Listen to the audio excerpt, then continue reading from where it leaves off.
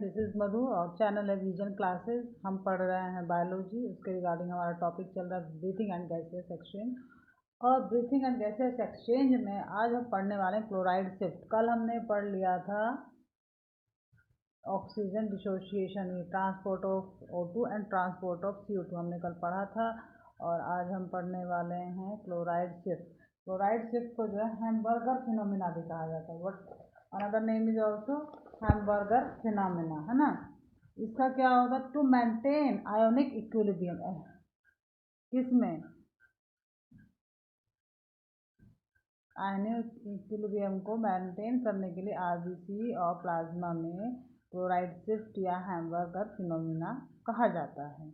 Exit of bicarbonate ions considerably change ionic balance between plasma and erythrocyte। मतलब कि erythrocyte किसको कहते हैं? आरबीसी को। आयनिक बैलेंस जो है प्लाज्मा और आरबीसी के बीच में जो है मेंटेन होता है, उसे क्लोराइड शिफ्ट कहते हैं। यहाँ पे हमने एक डायग्राम भी दिया है ना, उसको देखिए डायग्राम को, तो डायग्राम से काफ़ी चीज़ें आप समझ पाएंगे, है ना। तो जो है to restore the ionic balance the chloride ion diffuse from the plasma into the erythrocyte. Plasma से क्लोराइड आयन का एरिथ्रोसाइट में जाना, this movement of ion called chloride shift because the latter maintained by acid base equilibrium.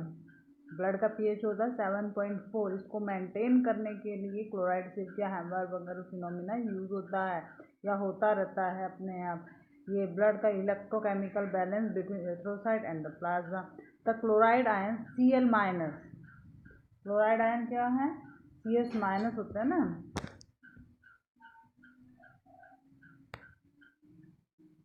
Cl minus that is chloride inside the RBC combined with potassium. RBCs के अंदर chloride ion K+ से combined करते हैं to form potassium chloride. KCl ये बना देता है, KCl बना देते हैं। वे hydrogen combined hydrogen carbonate ion HCO3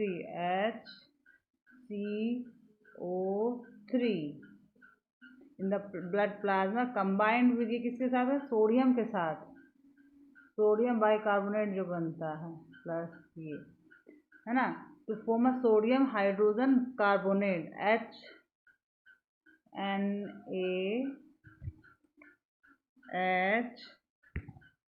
एक मिनट,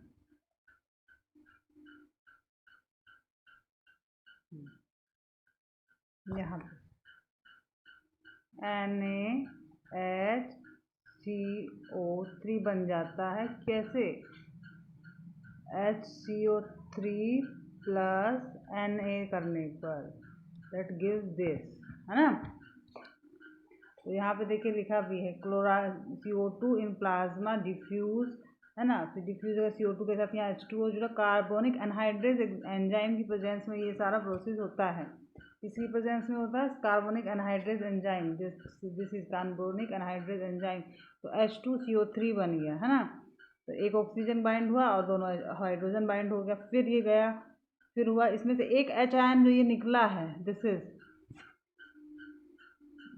हाँ, ये जो H आयन निकला है ये जाके हीमोग्लोबिन से जुड़ता है। देखिए यहाँ हीमोग्लोबिन से जुड़ा हुआ है, हीमोग्लोबिन से जुड़ेगा। इसके H आयन के हीमोग्लोबिन से जुड़ने का क्या कारण होता है? हीमोग्लोबिन का पीएच मेंटेन करने का काम यही H आयन के थ्रू होता है। अब यहाँ पे जो है HCO3 जो है, this one diffuse HCO3 in plasma. ये HCO3 जो प्लाज्मा में डिफ्यूज हो जाता है, यहाँ से यहाँ आया और यहाँ से बाहर से ये, यहाँ से अंदर क्या गया? Chloride ion. ये क्लोराइड आयन गया ना, ये देखिए ये क्लोराइड आयन अंदर चला गया और ये HCO3 बाहर आ गया, है ना। अब ये जो HbO3, ये भाई यहाँ वाला जो H आयन है, ये वाला H आयन यहाँ से जुड़ के HB बनाया, HBO, और फिर उसमें से ऑक्सीजन भी जुड़ी, तो HbO3, है ना। तो इसमें से ऑक्सीजन निकली तो ये ऑक्सीजन यहाँ निकल के कहाँ आ गई, ब्लड प्लाज्मा में। ऑक्सीजन कहाँ आ जा रही है, ब्लड प्लाज्मा के अंदर ऑक्सीजन आ गई, ये है ना। इसी पूरे फिनोमिना को क्या कहा जाता है, क्लोराइड शिफ्ट का नाम दिया गया। क्या नाम दिया गया है, क्लोराइड शिफ्ट। ठीक। In carbonic as carbamino haemoglobin, carbamino haemoglobin के रूप में ये है। In addition to react with water, carbon dioxide also react directly with amino radicals HN2 of hemoglobin to form an unstable compound, that is कार्बाअमीनोहीमोग्लोबिन। कार्बाअमीनोहीमोग्लोबिन जो होता है ना, वो अनस्टेबल कंपाउंड होता है ना। CO2Hb also written. This reversible reaction, a very small amount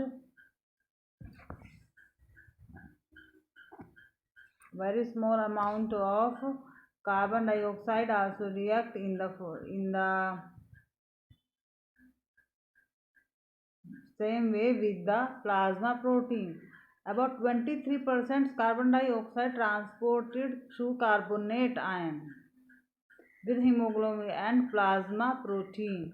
Release of carbon dioxide in the alveoli of lungs, the pulmonary artery carry deoxygenated blood, which is the exception of artery, क्योंकि artery हमेशा जो है oxygenated blood carry करती है, सभी को पता है ना। नहीं पता है तो जान लीजिए कि artery means oxygenated blood carry करने वाले vein, nerves. Veins mean deoxygenated blood carry करने वाले नर्व्स। लेकिन pulmonary artery and the pulmonary vein are the example, ये वाइस वर्सा हो जाती हैं। ये पल्मोनरी आर्टरी, ये पल्मोनरी वेन। पल्मोनरी आर्टरी के अकॉर्डिंग करना क्या चाहिए कि उसको ऑक्सीजनेटेड ब्लड ले जाना चाहिए, लेकिन वो क्या करती है, वो डीऑक्सीजनेटेड ब्लड राइट वेंट्रिकल से लंग्स में ले जाती है। ऐसे ही पल्मोनरी वेन को क्या करना चाहिए, डीऑक्सीजनेटेड ब्लड लेके जाना चाहिए, लेकिन ये क्या करती है, ये डीऑक्सीजनेटेड ब्लड लेके जाती है, क्योंकि ये आर्टरी है। फंक्शनली इसको लेके जाना चाहिए ऑक्सीजनेटेड ब्लड, लेकिन ये लेके जाती है डीऑक्सीजनेटेड ब्लड, है ना। The blood contains carbon dioxide as dissolved in plasma, blood plasma as carbonate ion as by कार्बाअमीनोहीमोग्लोबिन, है ना। 7% जो है कार्बन डाइऑक्साइड का ट्रांसपोर्ट प्लाज्मा के थ्रू होता है। 70% जो है हीमोग्लोबिन के रूप में होता है, और 23% बाइकार्बोनेट्स के रूप में होता है। CO2 is less soluble in artery blood than venous. CO2 जो है आर्टरी ब्लड में लेस सोलेबल होती है, इसीलिए तो वो ऑक्सीजनेटेड ब्लड होता है, उसमें CO2 कम होती है। वेन्स में CO2 ज़्यादा होती है, इसीलिए वहाँ पे CO2 डिसॉल्व ज़्यादा होती है। Some CO2 diffuse from the blood plasma with the lungs capillary in the lung alveoli. कुछ CO2 जो है लंग्स की कैपिलरीज में डिफ्यूज हो जाती है, लंग्स कैपिलरीज में प्लाज्मा से, और लंग एल्वेलाई में चली जाती है ना। एक्चुअली जो है ना, यहाँ हो रही है बारिश, काफ़ी ज़्यादा बारिश हुई। कल मेरे यहाँ लाइट की बड़ी प्रॉब्लम थी, इसलिए कल वाला वीडियो आप लोगों को बहुत लेट मिला था, क्योंकि सुबह में काफ़ी देर तक पोल से कुछ प्रॉब्लम हो गई थी, तो लाइन मैन वगैरह जो होते हैं उनको बुलाया गया, और जो है सही कराना पड़ा उसको। अब बिना लाइट के तो नहीं ना काम चलेगा। परसों रात से 9 बजे से लाइट गायब थी, कल 1 बजे तक लाइट नहीं थी। तो कल जब 1 बजे लाइट आई, बाकी सब काम हुए, फिर कल का वीडियो बना, फिर मुझे कल एक जगह जाना भी था, वहाँ गए। यही सब में कल का थोड़ा वीडियो जो है ना लेट हो गया था। आप लोग इंतज़ार कर रहे हो, नहीं इंतज़ार कर रहे हो, भाई मुझे बनाना है। और जो है फिलहाल यही है फॉर द रिलीज ऑफ, अच्छा चलो पढ़ते हैं। और जो है for the release of CO2 from the carbon bicarbonate, a series of reverse reaction takes place when the hemoglobin of the lungs blood capillaries take up। ये जो है ना लर्न करने वाला पार्ट थोड़ा ज़्यादा है समझने के लिए, बस यही एक क्लोराइड आयन जो प्लाज्मा से ब्लड में जाएंगे, ब्लड से जो है वहाँ पे जो है एक H आयन निकलेगा, जो H आयन जो हीमोग्लोबिन से जुड़ेगा, जो है ब्लड के pH मेंटेन करने में हेल्प करेगा, और जो है क्लोरीन, इसको जो है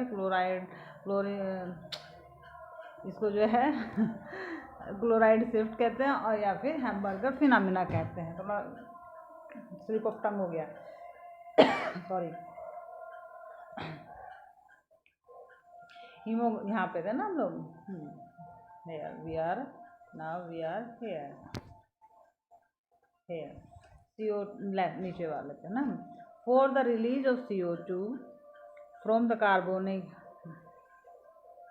from the bicarbonates a series of reverse action takes place when the hemoglobin of the lungs blood capillaries takes up O2. The W is released from it. The chlorine and the HCO3 chloride ions are released from KC1 blood, the NaHCO3 in RBC respectively. After this, HCO3 react with H ion to form H2CO3, है ना। यही तो बताया मैंने।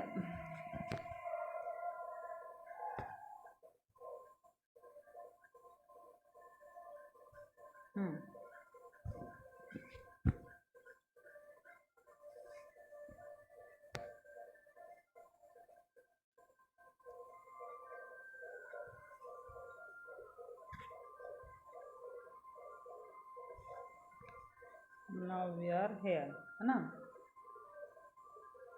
क्या H ion to form H2CO3 as a result of H2CO3 split into carbon dioxide and water in presence of carbonic anhydrase enzyme। ये जो reaction है कार्बोनिक एनहाइड्रेज एंजाइम की प्रेजेंस में होती है। And CO2 is release into the alveoli of the lungs, और CO2 जो है एल्वियोलाई ऑफ द लंग्स में रिलीज होती है ना। और H2 high PO2, high oxygen, partial pressure of O2 high in the lungs blood capillaries due to oxygenation of hemoglobin favor separate of CO2 from carboaminohemoglobin। यहाँ पर partial pressure of oxygen ज़्यादा होता है blood capillaries में। क्यों? क्योंकि यहाँ पे ऑक्सीजनेटेड हीमोग्लोबिन ज़्यादा होती है इन पर, और जो CO2 से अलग हो जाती है कार्बामिनो से, है ना, कार्बामिनो हीमोग्लोबिन, इसी को है ना हेल्डन effect. Disease of pH in increase of CO2 output. भाई CO2 ज़्यादा निकलेंगी तो हमारा pH कम हो जाएगा। इट्स इफेक्ट इज का हेल्डन इफेक्ट। ये किसने दिया था? GS हेल्डन ने। So their name is Haldane effect. जैसे स्कॉटिश फिजियोलॉजिस्ट थे। Haemoglobin behave as a strong acid and release H ion।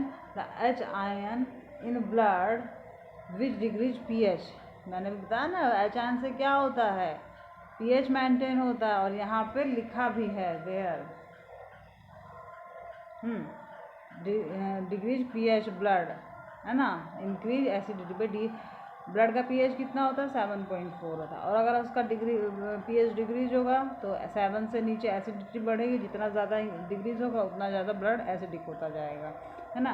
H ion react with HCO3 and form H2CO3, जो कि हम पहले बता चुके हैं। H2CO3 break into CO2 and H2O।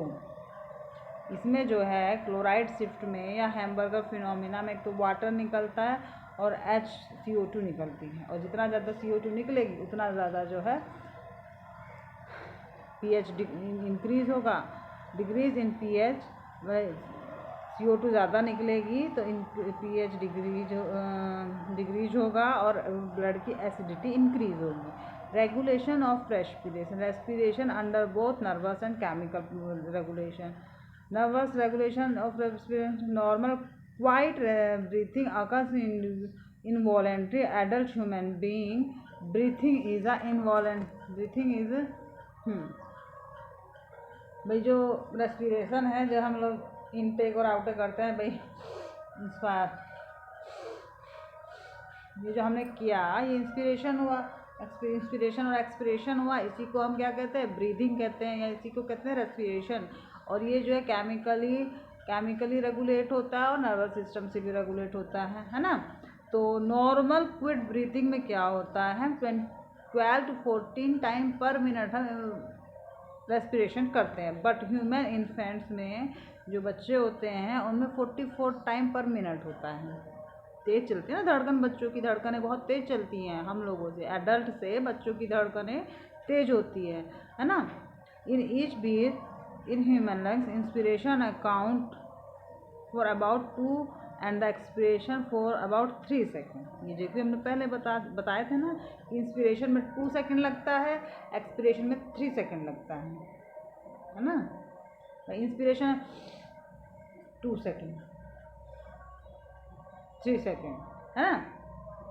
The respiration centre, हमारा रेस्पिरेटरी सेंटर क्या होता है, ब्रेन में medulla oblongata and the pons varolii, these are the center of respiration in our brain. Here I have written this medulla oblongata pons varoli, है ना। देखिए ये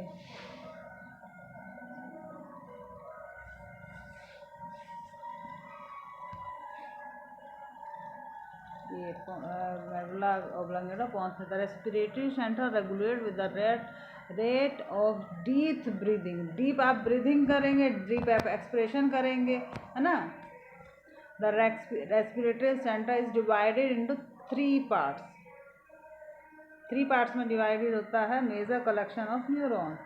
एक होता है डीआरजी, एक होता है वीआरजी। डीआरजी क्या होता है, डोर्सल रेस्पिरेटरी ग्रुप, एंड वीआरजी क्या होता है, वेंट्रल रेस्पिरेटरी ग्रुप। जो देखिए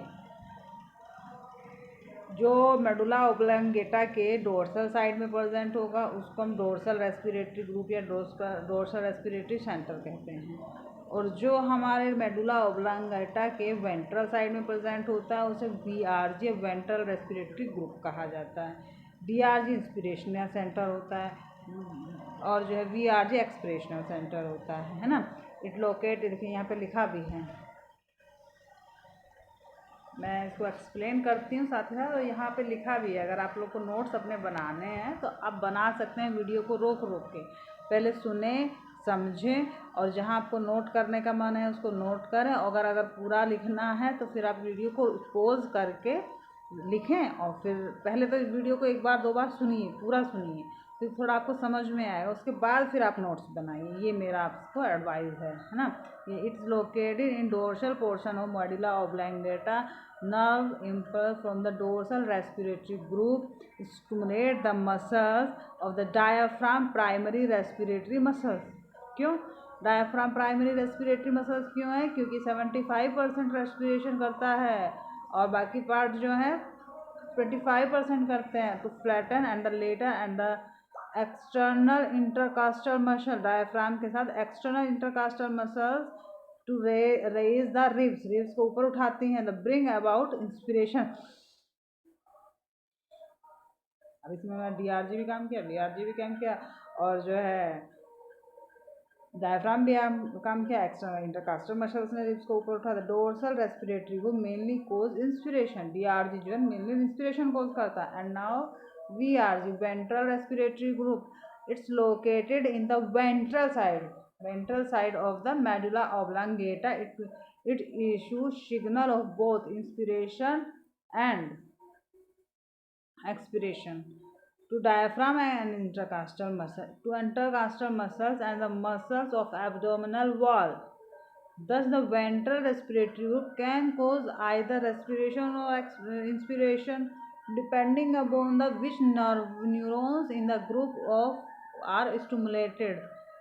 जो वेंट्रल रेस्पिरेटरी ग्रुप होता है वो या तो इंस्पिरेशन करेगा या तो एक्सपिरेशन करेगा। It depend on nervous neurons which are, कौन सा न्यूरॉन स्टिमुलेटेड हुआ है उस पर ही डिपेंड होता है। न्यूमेटिक सेंटर और न्यूमेटिक सेंटर होता है, इट्स भाई 3 है, डीआरजी वीआरजी और pneumatic centre. DRG, VRG and pneumatic center, these are the center of regulation of respiration। तो DRG जो मेडुला ओब्लंगेटा के डोर्सल साइड में प्रेजेंट होता है, ये इंस्पिरेशन मोस्टली करता है, और इसमें डायाफ्राम और एक्स्ट्रा इंटरकास्टल मसल जो रिब्स को अप करती हैं शामिल होती हैं, है ना। और वेंट्रल रेस्पिरेटरी ग्रुप जो है एक्सपिरेशन का काम करता है, ये आइदर या तो इंस्पिरेशन करेगा या आइदर ये है एक्सपिरेशन करेगा। It's depend on the neuron which are stimulated by the brain or medulla oblongata।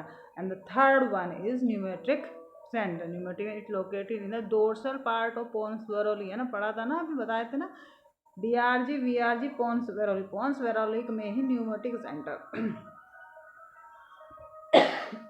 Sorry आज कुछ थोड़ा ना रेस्पिरेशन में कुछ मुझे भी प्रॉब्लम होने लगी है रेस्पिरेशन में बार बार, इसलिए बोलने में प्रॉब्लम हो रही है। थोड़ा मौसम चेंज हुआ है, मे भी उसकी वजह से भी हो सकता है। नेक्स्ट टाइम से पानी लेके बैठेंगे, पानी लेके नहीं बैठेंगे। It is located in the dorsal part of pons varolii. It issue impulse to all the neurons of the dorsal respiratory group and only to the inspiratory neurons of ventral respiratory group, है ना। ये जो है stimulate करता है neurons को जो dorsal respiratory group के हैं या inspiration by ventral respiratory group. These impulse regulate the time of inspiration in both normal and abdominal breathing. ये जो है नॉर्मल ब्रीदिंग, भाई नॉर्मल ब्रीदिंग में हम जो एब्डोमिनल ब्रीदिंग करते हैं ना, थोरेसिक ब्रीदिंग तो इमरजेंसी कंडीशन में कह लीजिए, या फिर जो है फोर्सफुल इंस्पिरेशन और एक्सप्रेशन में होती है. The primary effect of these is to control the switch off point of inspirational signal. इसका प्राइमरी जो इफेक्ट होता है ये कंट्रोल करता है इंस्पिरेशन और एक्सप्रेशन के स्विच ऑफ हो. Therefore the function of pneumatic centre is primary to limit inspiration. Pons varolii या न्यूमेटिक सेंटर का क्या होता है, हम कितनी देर इंस्पिरेशन के बाद रुक सकते हैं, एक्सपिरेशन के ज़्यादा देर नहीं रुक पाते हैं. तो ये काम कौन रेगुलेट करता है, पोन्स वेरोली या न्यूमेटिक पोन्स वेरोली का न्यूमेटिक सेंटर. भाई 2 सेकंड के लिए हम इंस्पिरेशन करेंगे, 2 सेकंड से 1.1 सेकंड भी हम एक्स्ट्रा नहीं इंस्पिरेशन कर सकते. उतने में जो है मेडुला ऑब्लांगेटा जो है पोन्स वेरोली को सिग्नल भेजा, पोन्स न्यूमेटिक सेंटर को स्टिमुलेट करेगा और हम एक्सपिरेशन करेंगे. और अगर इसमें डिले होता है इट मीन्स कि शमशान घाट 000 किलोमीटर, 0.0 किलोमीटर ना. मतलब अगर इंस्पिरेशन के बाद एक्सपिरेशन में थोड़ा भी देर होता है, थोड़ा भी मतलब पॉइंट में भी, पॉइंट के भी 4-5 डिजिट में अगर देर हुआ ना तो पर्सन जो है कैन नॉट सर्वाइव, है ना. There is another stage centre called the apneustic centre located in the lower part of the pons varolii. एक और पार्ट होता है पोन्स वेरोली के लोअर साइड में, उसे एपिन्यूरेटिक सेंटर कहते हैं. It is through the operation of association with the pneumatic centre to control the depth of breathing. कितना गहराई से सांस ले रहे हैं ये कंट्रोल करता है. जो पोन्स वेरोली के लोअर पार्ट में प्रेजेंट होता है apneustic centre. Chemical regulation of respiration. The largest number of chemoreceptor is located in the carotid bodies. However, a sizable number of chemoreceptor are in the aortic bodies. The carotid body here. The carotid body are located bilaterally in the friction of the common carotid artery and their afferent nerve fiber pass through gasopharyngeal cranial nerve. ये गैसोफेरेंजियल cranial nerve होती है जो nervous system में help करती है ना. ये dorsal respiratory area of the medulla oblongata से निकलती है. The aortic body are located along the arch of the aorta and the afferent nerve fiber pass through the vagus nerve. Vagus nerve होती है, vagus heart को जाती है, stomach को जाती है और जो है सेंट्रल नर्वस सिस्टम को भी कंट्रोल करती है. Cranial nerve are hands to the dorsal respiratory area. वन सके ना इसको रिटर्न करते हैं. The largest number of chemoreceptors is located in the carotid bodies. However, a sizable number of chemoreceptors are in the aortic bodies. The carotid bodies are located bilaterally in the bifurcation of common carotid artery and their afferent nerve fiber pass through. Carotid artery जो है उसके fine nerve fibre होते हैं, गैस्ट्रोफेरेंजियल cranial nerve से pass होते हैं, hands to the dorsal respiratory group, ये dorsal respiratory area से जो पास होता है मेडुला ऑब्लांगेटा के, है ना। The aortic body are located along the arch of the aorta and the efferent nerve fiber. Efferent जो नर्व होती है वो किससे पास होगी, वेगस, तो the vagi means vagus nerve से। वेगस नर्व कहाँ जाती है, हार्ट में जाती है। अगर वेगस नर्व में डिफेक्ट आता है तो बॉडी के 3 पार्ट में जो डिफेक्ट होते हैं, heart, digestion and the nervous system. cranial nerve and the hands to the dorsal respiratory area. These chemoreceptors of carotid and the aortic body are stimulated by an increase in carbon dioxide. Carbon dioxide अगर बढ़ेगी blood में तो ये carotid और एरोटिड bodies stimulate हो जाती हैं। Concentration CO2 concentration क्या, by increase of hydrogen ion concentration pH in the arterial blood. आर्टियल blood में अगर pH हाइड्रोजन का कंसंट्रेशन बढ़ जाता है तो pH इंक्रीज हो जाता है, इंक्रीज, है ना। CO2 lower and pH resulting acidosis मतलब एसिडिक हो जाता है। भाई CO2 बढ़ेगी तो pH कम होगा तो ब्लड एसिडिक हो जाएगा। These chemoreceptors send signal to the inspiratory and expiratory center, thus rate of breathing is increased. भाई ये जो chemoreceptor है, CO2 बढ़ेगी, H आयन कम होंगे, pH बढ़ेगा, ब्लड एसिडिक हो जाएगा, वेगस नर्व के थ्रू और गैस्ट्रोफेरेंजियल नर्व के थ्रू सिग्नल कहाँ जाएंगे, इंस्पिरेशनल और एक्सपिरेटरी सेंटर को, है ना।